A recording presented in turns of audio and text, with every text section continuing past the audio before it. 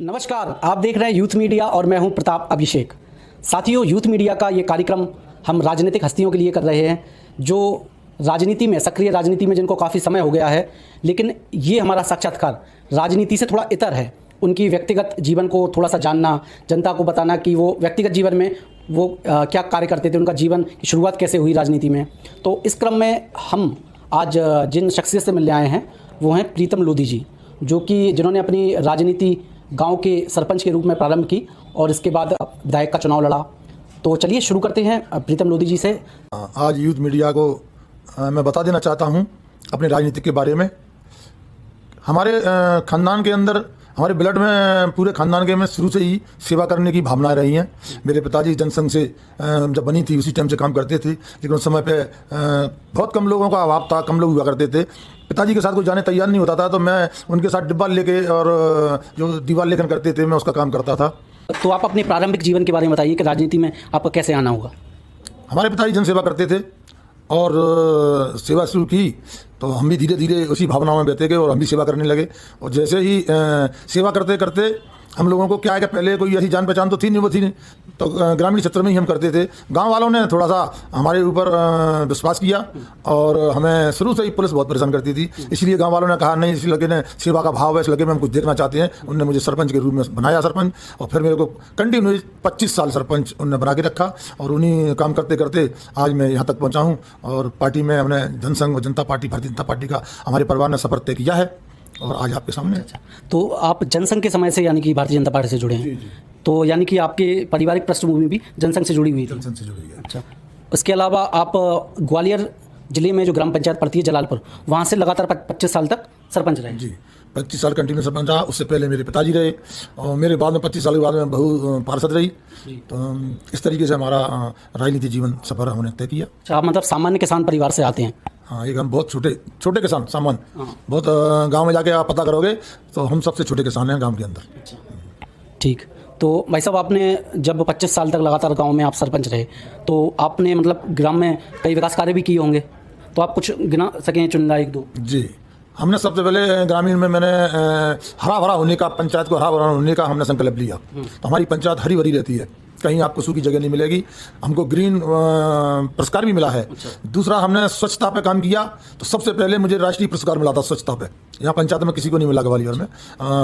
शुरू में ही हम शौचालय उस समय पर बना दिए थे, आज से 30 साल पहले, और सरकार में बाद में आए, हमने ये पहले निर्णय ले लिया था शौचालय होगा, तो इसीलिए हमको राष्ट्रीय पुरस्कार भी मिला। और हमने वहाँ की जितनी भी सफाई की चीज़ें हैं, जितनी रोडों की चीज़ें हैं, शायद है हमारे गाँव में आप बस और ट्रक हर घर पर ले जा सकते हैं। जी। अच्छा, मतलब सीसी वगैरह सारी जगह है आपके गांव में। इसके अलावा भाई साहब, अब ये तो आपके गांव के बारे में प्रश्न हो गया, लेकिन ग्वालियर से पिछोर विधानसभा में आना ये कैसे हुआ?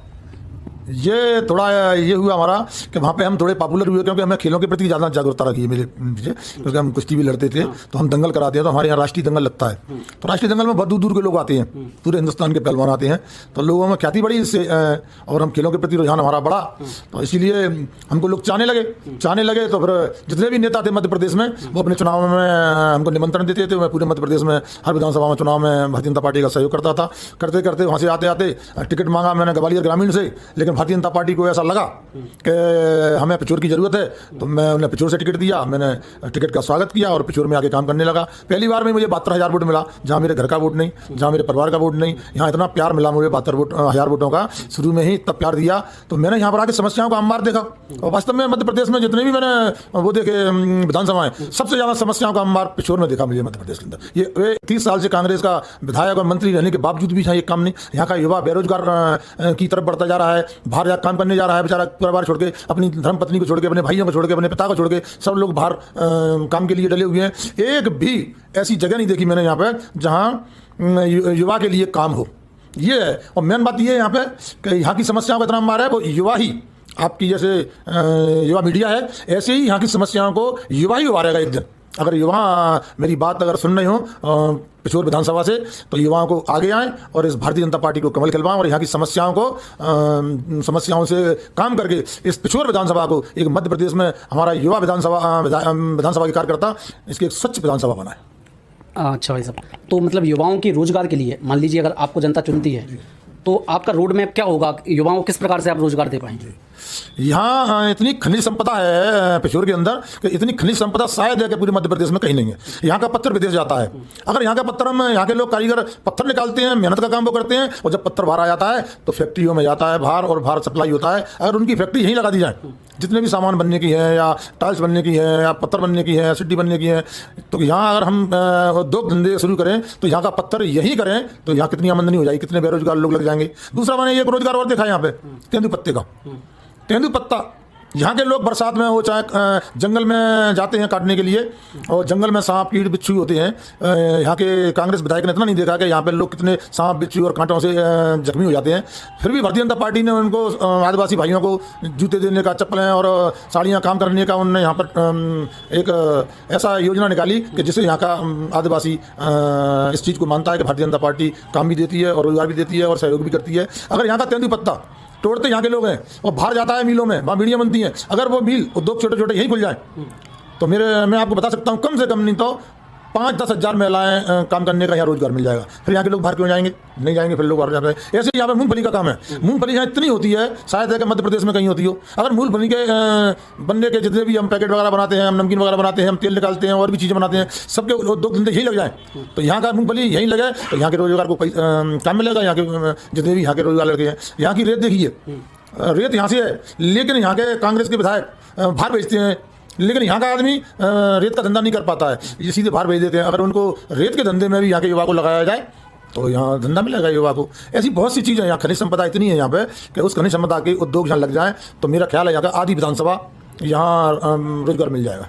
अच्छा, मतलब आप ये कह रहे हैं कि इंडस्ट्रियलाइज करेंगे पिछोर को, यहाँ पर उद्योग कारखाने लघु उद्योग लगाएंगे। तो भाई साहब इसके लिए तो गवर्नमेंट इंडस्ट्रियल एरिया बनाती है, तो इंडस्ट्रियल एरिया पिछोर में तो है नहीं, वो कैसे फिर पॉसिबल हो पाए? नहीं, ये लघु उद्योग बोला मैंने, इंडस्ट्रियल नहीं बनाना, केवल लघु उद्योग। मतलब 10 परिवार हैं, जैसे एक गाँव है, उसमें छोटा सा लघु उद्योग बना दीजिए आप, तो पूरे गाँव के काम करेंगे, हम लोग बाहर जाने की जरूरत ही नहीं। अच्छा, मतलब छोटे छोटे समूह बना दें, उनमें लघु उद्योग का समूह में लोग उद्योग लगा सकते हैं। अच्छा, ठीक ठीक।